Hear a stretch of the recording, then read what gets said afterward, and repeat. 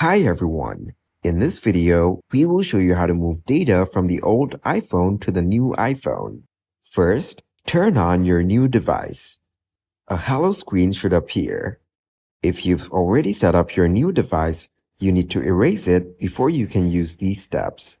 Follow the steps until you see the Wi-Fi screen. Then, tap a Wi-Fi network to join. Follow the steps until you see the apps and data screen. Then tap Restore from iCloud Backup. Sign in to iCloud with your Apple ID and password. When asked, choose a backup. Make sure that is the correct one by checking the date and size of each. Learn what to do if you're asked to update to a newer version of iOS or iPad OS. If you purchased iTunes or App Store content using multiple Apple IDs, sign in to each.